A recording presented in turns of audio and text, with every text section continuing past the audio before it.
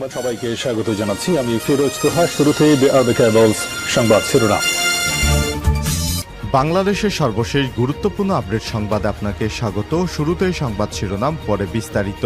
শুরুতেই জানিয়ে দিব 6 জেলায় বন্যার্তদের উদ্ধারে সেনা মোতায়েন। এরপর থাকবে হঠাৎ বন্যায় বিপদে 36 লক্ষ মানুষ। আকস্মিক বন্যায় দেশের উত্তর পূর্ব, দক্ষিণ পূর্ব এবং পূর্বাঞ্চলের 10 জেলায় 65টি উপজেলায় প্লাবিত হয়েছে। এসব জেলায় পানিবন্দী 5,86,040টি পরিবার। বন্যায় ক্ষতিগ্রস্ত 36,45,552 জন। আজ দুর্যোগ ব্যবস্থাপনা এবং ত্রাণ মন্ত্রণালয়ের থেকে চলমান বন্যা পরিস্থিতি সম্পর্কে সব তথ্য জানানো হয়েছে। এদিকে আগাম বার্তা না দিয়ে বাঁধ খোলার কারণ জানতে চাওয়া হবে। উপদেষ্টা পরিষদের বৈঠক। অন্তর্বর্তীকালীন সরকারের বন এবং পরিবেশ ও জলবায়ু পরিবর্তন বিষয়ক উপদেষ্টা সৈয়দা রেজওয়ানা হাসান বলেছেন, আগাম সতর্কবার্তা না দিয়ে বাঁধ ছেড়ে দেয় যে ভয়াবহ বন্যার পরিস্থিতি বাংলাদেশে সৃষ্টি হয়েছে সে বিষয়ে ভারতের কাছে আনুষ্ঠানিকভাবে জানতে চাওয়া হবে। একই সঙ্গে চলমান বন্যায় উদ্ধার এবং ত্রাণ তৎপরতা এবং বন্যা কবলিত এলাকা ঘুরে দেখবেন উপদেষ্টা পরিষদের সদস্যরা। এদিকে খুলনায় বেড়িবাঁধ ভেঙে প্লাবিত 13টি গ্রাম। খুলনার পাইকগাছায় বেড়িবাঁধ ভেঙে প্রায় 13টি গ্রাম প্লাবিত হয়েছে। জানিয়ে দিব, যেভাবে ঘুষ আদায়ে জাল ছড়িয়ে দিয়েছিলেন দীপুমনি। আওয়ামী লীগ সরকারের 4 মেয়াদে 3 বারের মন্ত্রী এবং একবারের সংসদ সদস্য ডক্টর দীপুমনি গ্রেপ্তারের পর ক্ষমতার অপব্যবহার এবং ঘুষ দুর্নীতির নানা তথ্য দিতে শুরু করেছেন। এবং সর্বশেষ জানিয়ে দিব, পাকিস্তানে বন্দুকধারীদের হামলায় 12 পুলিশ সদস্য নিহত হয়েছেন। আহত হয়েছে 6 সদস্য। তাদের অবস্থাও গুরুতর। ওই পুলিশ সদস্যরা ডাকাত ধরতে গিয়েছিলেন, তবে এখন পর্যন্ত কোনো গোষ্ঠী এ হামলার দায় স্বীকার করেনি। পাকিস্তানের সংবাদ মাধ্যমের খবরে বলা হয়েছে, সম্ভাব্য ডাকাত দলের উপস্থিতি টের পেয়ে পুলিশের একটি দল ওই এলাকায় টহলে বের হয়। টহল গাড়িতে অন্তত 20 জন পুলিশ সদস্য ছিলেন। সমস্ত পুলিশের উপর গুলিবর্ষণ করে ডাকাতেরা এবং রকেট চালিত গ্রেনেড ছোড়ে। পুলিশ সদস্যরা প্রতিরোধের চেষ্টা করেও ব্যর্থ হয়। শেষ পর্যন্ত 12 জন পুলিশ সদস্য স্পট ডেথ অর্থাৎ জায়গায় মারা যায়। প্রিয় দর্শক, এতক্ষণ শুনছিলেন সংবাদ শিরোনাম, এবারে বিস্তারিত। তবে তার আগে বন্ধুরা, অনুরোধ থাকবে সংবাদটিতে একটি লাইক দিন। এই চ্যানেলে আপনি নতুন হয়ে থাকলে আমাদের সংবাদটি দেখতে দেখতে চ্যানেলটি সাবস্ক্রাইব করে রাখুন। কমেন্ট করে আপনার মূল্যবান মতামত জানিয়ে দিন বন্ধুরা, আপনি বিশ্বের কোন দেশ থেকে আমাদের সংবাদটি দেখছেন এবং শুনছেন। এবারে বিস্তারিত। 6 জেলায় বন্যার্তদের উদ্ধারে সেনা মোতায়েন। বাংলাদেশের উত্তর পূর্বাঞ্চল এবং দক্ষিণ পূর্বাঞ্চলে বন্যা পরিস্থিতির অবনতি হয় বৃহস্পতিবার 22 আগস্ট চট্টগ্রামের মিরসরাই, কুমিল্লা, বুড়িচং, ব্রাহ্মণবাড়িয়ার আখাউড়া, হবিগঞ্জের শায়েস্তাগঞ্জ এবং মৌলভীবাজারের কুলাউড়া। বন্যার্তদের উদ্ধার কার্যক্রমে সেনাবাহিনী মোতায়েন করা হয়েছে। আন্তঃবাহিনী জনসংযোগ পরিদপ্তর ISPR এর সহকারী পরিচালক রাশেদুল আলম খান স্বাক্ষরিত সংবাদ বিজ্ঞপ্তিতে সব তথ্য জানানো হয়েছে। ISPR জানিয়েছে, বাংলাদেশ সেনাবাহিনীর 17 পদাতিক ডিভিশন, 24 পদাতিক ডিভিশন এবং 33 পদাতিক ডিভিশনের সেনা সদস্যরা নিজ নিজ দায়িত্বপূর্ণ এলাকায় মোতায়েন হয়ে নিরলসভাবে পানিবন্দী মানুষকে নিরাপদ স্থানে সরিয়ে নিতে উদ্ধার কার্যক্রম পরিচালনা করছে। এছাড়াও ফেনী, চট্টগ্রাম, মৌলভীবাজার, হবিগঞ্জ সেনাবাহিনীর 5টি মেডিকেল টিম চিকিৎসায় সহায়তার জন্য মোতায়েন করা হয়েছে।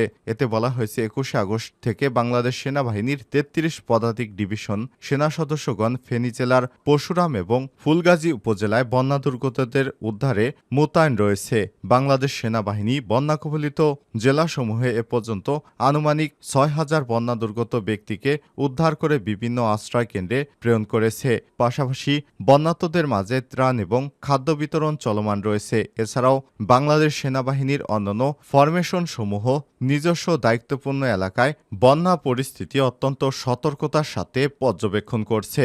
অসামরিক প্রশাসনকে সহায়তার জন্য প্রস্তুত রয়েছে বাংলাদেশ সেনাবাহিনী।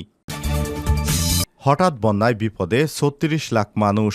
আকস্মিক বন্যায় দেশের উত্তর পূর্ব, দক্ষিণ পূর্ব ও পূর্বাঞ্চলের 10টি জেলায় 65টি উপজেলা প্লাবিত হয়েছে। বন্যার পানিতে ডুবে ফেনী এবং ব্রাহ্মণবাড়িয়ায় 2 জনের মৃত্যু হয়েছে বলে জানিয়েছে মন্ত্রণালয়। তবে এখন পর্যন্ত 10 জনের মৃত্যুর খবর পাওয়া গেছে।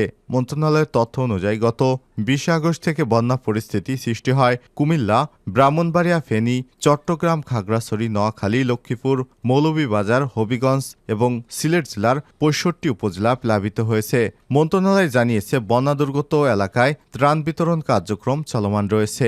এসব এলাকায় 3,32,00,000 টাকা সহ পর্যাপ্ত ত্রাণ সামগ্রী বরাদ্দ দেওয়া হয়েছে মন্ত্রণালয় থেকে। ক্ষতিগ্রস্তদের মাঝে বিতরণের জন্য 19,650 মেট্রিক টন চাল, 15,000 বস্তা শুকনো এবং অন্যান্য খাবার বরাদ্দ দেওয়া হয়েছে। পানিবন্দী এবং বন্যায় ক্ষতিগ্রস্তদের জন্য 246টি আশ্রয় কেন্দ্র খোলা হয়েছে। এর মধ্যে 82,694 জন আশ্রয় নিয়েছেন। উপদেষ্টা পরিষদের বৈঠক, আগাম বার্তা না দিয়ে বাঁধ খোলার কারণ জানতে চাওয়া হবে ভারতের কাছে। গতকাল বৃহস্পতিবার সকাল 11টায় রাষ্ট্রীয় অতিথি ভবন যমুনায় প্রধান উপদেষ্টা ড. মোহাম্মদ ইউনূসের সভাপতিত্বে অনুষ্ঠিত উপদেষ্টা পরিষদের বৈঠকে এই সিদ্ধান্ত নেওয়া হয়েছে। বৈঠক শেষে বিকাল 3টায় এক প্রেস ব্রিফিংয়ে রেজওয়ানা হাসান গণমাধ্যমকে সব কথা জানান। উপদেষ্টা আরও বলেন, সাম্প্রতিক গণঅভ্যুত্থানে নিহত এবং আহতদের জন্য একটি ফাউন্ডেশন গঠন করা হবে। ফাউন্ডেশনের প্রধান কাজ হবে প্রধান উপদেষ্টা ড. মোহাম্মদ ইউনূস। ফাউন্ডেশনের অন্যান্য গুরুত্বপূর্ণ পদে থাকবেন নিহত এবং আহতদের পরিবারের সদস্যরা। এই ফাউন্ডেশনের কাজ হবে নিহতদের ক্ষতিপূরণ প্রদান এবং আহতদের সুচিকিৎসা এবং তাদের পুনর্বাসন। খুলনায় বেড়িবাঁধ ভেঙে প্লাবিত 13টি গ্রাম। খুলনার পাইকগাছায় বেড়িবাঁধ ভেঙে প্রায় 13টি গ্রাম প্লাবিত হয়েছে। বৃহস্পতিবার 22 আগস্ট দুপুর পর্যন্ত উপজেলার দেলুটি ইউনিয়নের কালীনগর গ্রামের রেখামারি খালের নিচের দিকে ওই বেড়িবাঁধ ভেঙে যায়। জানা গেছে, পাইকগাছার কালীনগর গ্রামের পাশেই আছে ভদ্রা নদী। এদিন দুপুরের দিকে সেখানে পাবর 22 নম্বর উপকূল রক্ষায় বেড়িবাঁধ প্রায় 90 ফুটের মতো ভেঙে যায়। এ সময় 13টি গ্রামের মধ্যে পানি প্রবেশ শুরু করে। প্লাবিত গ্রামগুলো হলো কালীনগর, দারুল মল্লিক, গোপী পাগলা, তেলিখালী, সৈয়দখালী, খেজুরতলা, সেনের বের, হাটবাড়ি, ফুলবাড়ি, বাগিরদানা, দুর্গাপুর, হরিণখোলা এবং নোয়াই। যেভাবে ঘুষ আদায়ের জাল ছড়িয়ে দিয়েছিলেন দীপুমণি। আওয়ামী লীগ সরকারের 4 মেয়াদের 3 বারের মন্ত্রী এবং একবারের সংসদ সদস্য ডক্টর দীপুমণি গ্রেপ্তারের পর ক্ষমতার অপব্যবহার এবং ঘুষ দুর্নীতির নানা তথ্য দিতে শুরু করেছেন। বিগত সরকারের প্রথম মেয়াদে পররাষ্ট্র মন্ত্রণালয়, তৃতীয় মেয়াদে শিক্ষা মন্ত্রণালয় এবং চতুর্থ মেয়াদে সমাজ কল্যাণ মন্ত্রণালয়ের দায়িত্ব পান তিনি। পাশাপাশি আওয়ামী লীগের যুগ্ম সাধারণ সম্পাদকও ছিলেন তিনি। এসব পদপদবি পেয়ে গত 15-16 বছর তিনি বেশ বেপরোয়া ছিলেন। তার হাত থেকে দলীয় নেতাকর্মীরা পর্যন্ত রেহাই পাননি। তারা ছিলেন অনেকটা সংখ্যালঘুর মতো।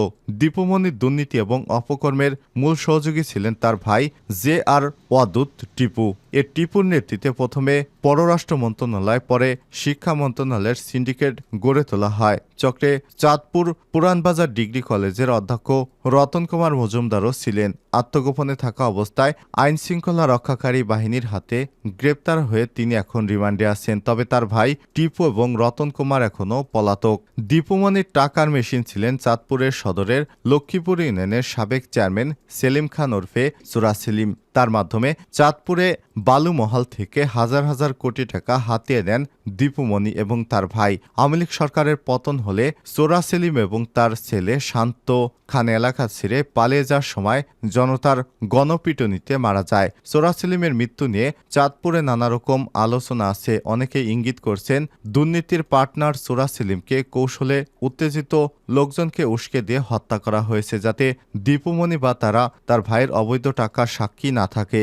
এদিকে দীপুমণির অবৈধ সম্পদের অনুসন্ধানে কাজ শুরু করেছে দুর্নীতি কমিশন দুদক।